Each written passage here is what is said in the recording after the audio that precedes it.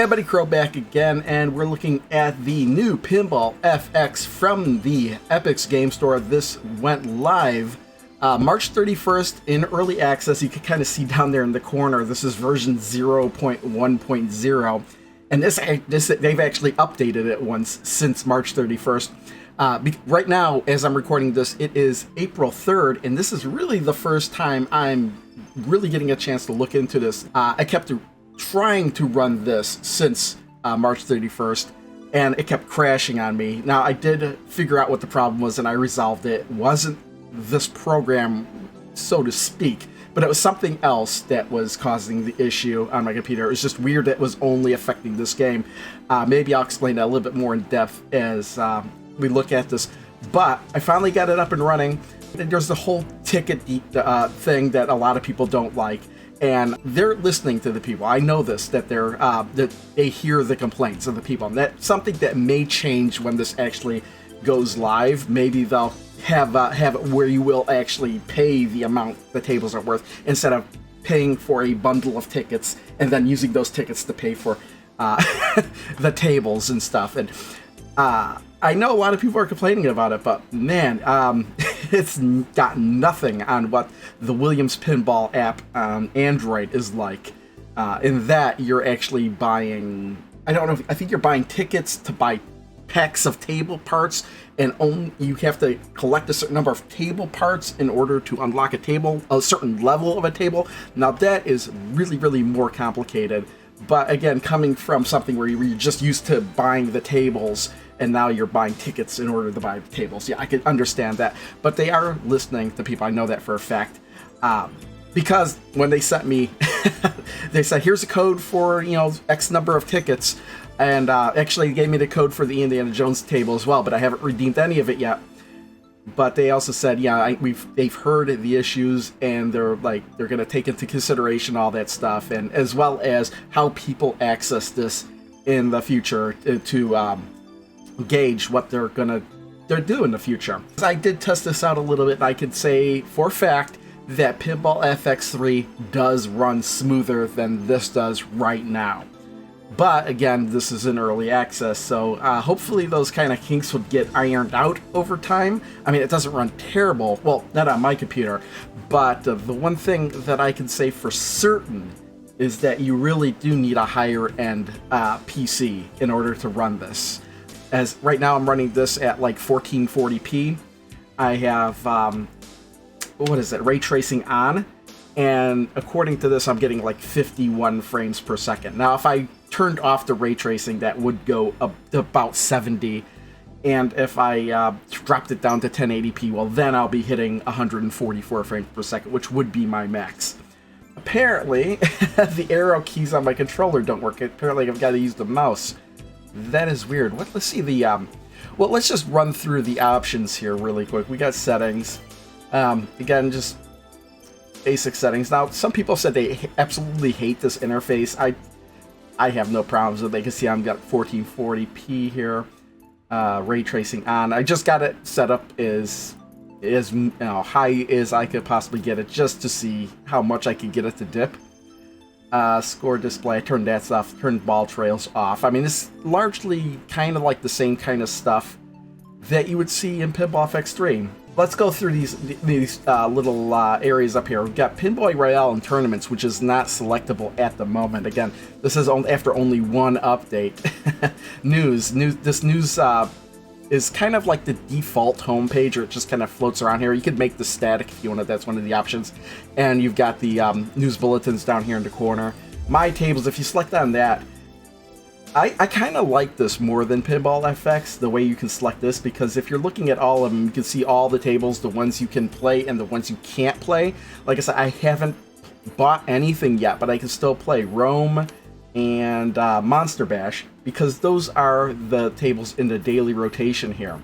Now, if I were to select one of these, like Monster Bash, which is what I was looking at, you are limited. Like, if you wanted to play this for free, you could totally do that, but these two tables will change every day, and you can only play it in the classic game mode, and your scores won't be posted to the leaderboard. and no collectibles can be unlocked. So as I don't know what the score is here. I think as you score these points, I don't know if that's actually the score in the game or whatnot. Apparently, you'll be earning these collectibles, which you can set around the room. So if you're playing this for free and then later decide to buy the table, you don't have to re-earn these collectibles. That's how this is set up. So again, if you look at all, you can do favorites. So if you do, I guess you can check that as a favorite and then go to favorites and it's here. And all. If you go to all, then everything's here. But you can sort it through. You clicked on only the ones you own, which I haven't bought any yet. And then you could look at just the Zen Originals, just the Star Wars pinball, just the Williams pinball. But again, just look at different combinations of things as well. So I think that this is actually a bit superior than to the way it was set up in Pinball FX, where there was different groups and they would just compact and expand as you went through them. I think this is a much better way to do it, to be honest. Collectibles, again, you could look at the different parts of the wall, like, okay, let's look, I guess left display shelf. If we go here, we can select a spot here. Now, since I did boot this up before, it did give me a couple items, so if I guess select this, that can go there. Inspect, huh? Okay, so it looks like we can even grab stuff and spin it around. Personally, I like this. I like this kind of thing. Look, it jumped up to 60 frames per second. Yeah, if I just go in here right now and change the settings to, let's just drop it down to 1080p. And yeah, I back up to 99 frames a second. Again, if I turned off ray tracing, we're at, oh, look at this. I'm actually at 188 frames per second. This is more of the frame rate I would get on Pinball FX3, but I'm only getting it here at a lower setting. Again, this is using DirectX 12, and Pinball FX3 was using DirectX 11, so that's probably has something to do with it as well. But I'm going to bump it back up to 1440p and turn ray tracing on again. Back to filters. Filters? What? Oh, I see. Again, if you earn, this is showing the Zen Originals, you get different categories, like if you earn stuff from the Star Wars tables, the Williams tables, the Universal tables, Zen Originals. So yeah, it's kind of like just cool to grab these items and look at them, spin them around. So, and then shop, again, this is the store area. You got this customizer kit. This is where I actually got those, and it was free, so when I clicked on this, it went to the Epic's Game Store, and I was like, okay, free, add it to cart, and it gave me some of the stuff, a pit poster, a carpet. So I guess I have a carpet too, so I guess some of the stuff, if I click on the carpet, yeah, look at that. Just certain items everywhere.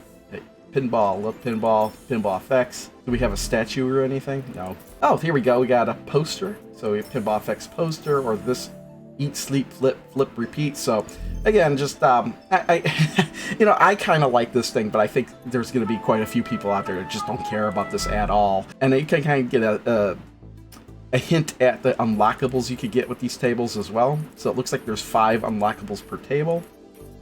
But let's jump into a table. Let's jump into Monster Bash here, play. So you are going to be able to, again, not paying anything, play 2 tables. Daily, they'll swap out, but you can only play classic game mode. You can't use the powers, you can't play the challenges, just basic game. So so we got the thing on there already. Do I have the I don't know if I have a shortcut. Oh yeah, this the manual camera adjust, which I don't think is that, I mean, it's interesting. It's like better than nothing, I suppose, but I thought we'd be able to look around the table. And none of my buttons, because they changed the button for changing the graphics. So we'll go to the standard here, and cycle through the camera. I'll go to view 8 here, because I actually played this earlier in Pinball FX3, and I'd like to see a side-by-side comparison. I'm getting about 62 frames per second, 63 frames per second at the moment, and that's going to be the lowest frames per second I'm going to get in this, because right now I'm in 1440p with ray tracing on. And I was just playing this on the Pinball FX3 just so I can, kind of get a a frame of mind, like how this, I mean, it definitely feels different. I don't know if it feels different because of performance, frame rate, or because they've changed some of the physics. So this is with, you know, ray tracing on. I'm going to turn ray tracing off just to see if, after this ball, I'll turn ray tracing off just to see what kind of difference there is with that.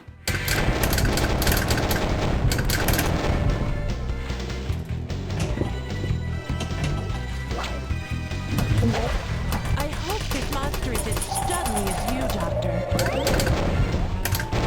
Doctor. Let's switch to ray tracing off. See if, again, look at, okay, we're at 1440p, and I'm actually getting way better FPS than I was before now. Now I'm getting 144 with ray tracing off. Oh, yeah, let's go. So, yeah, I have to do a side-by-side with the ray tracing on and off, what I'm looking at here, just to see if there's a noticeable difference. Like, do I want ray tracing on and a lower frames per second, even though it is, you know, still around 60 frames per second, or get a much higher, like almost double FPS with ray tracing off. The creatures of the night, what music they made.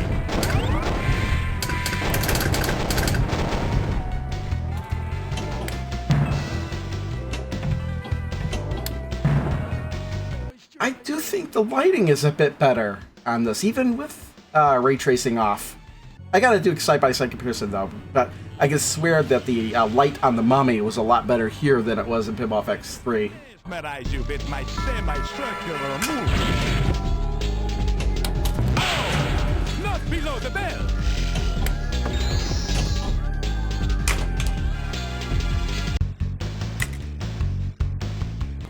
Oh, and the other thing I want to mention is that this new Pinball FX, even on consoles, will not have any censorship, as far as I understand, because it'll have a higher ESRB rating. Yeah, I gotta say that this really isn't bad at all. I don't know if I'd like ray tracing on or off. I'm gonna have to go with it back on again. I'm gonna have to flip back and forth just to see if I prefer higher frame rate or whatever visual effects that we get with the ray tracing, if it's even that noticeable.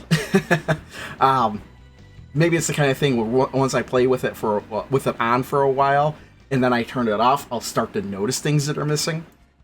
But what I'm going to do now is, actually, I'm done playing this for today, but I'm going to cut the video, and when we come back, I'm going to have bought a bunch of tables, and I've been playing. We'll have played them for a while, and I'll give you my thoughts after that. Alright, I actually just decided that this will be the end of kind of like a part one of a video, just so I could get it posted.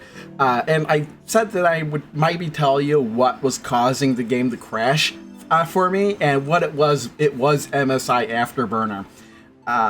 For whatever reason, it was not acting properly, but it was only crashing Pinball FX. Everything else I ran fine, but I guess this was probably the most graphically intensive thing that I've run on this computer. So it was just within 60 seconds crashing because of MSI Afterburner, because I don't think MSI Afterburner was working properly, because when I was experimenting with stuff, I was going into the BIOS, I was refreshing BIOSes and stuff, and then I was just kind of making sure that the overclocking wasn't the thing that was causing things to break on my computer, whether it be the GPU or the GPU or CPU overclocking. And as I was messing with that stuff, and I went back into MSI Afterburner, I noticed there was a bunch of stuff missing, a bunch of options missing. And I reinstalled it, and then everything worked fine after that. So, it was what it was.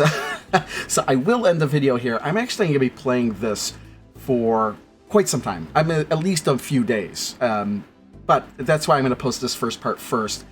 And we'll do a second part after this. So, wow, this is probably a rambling video, so we're going to end it right now. So thanks for watching. I'll see you next time.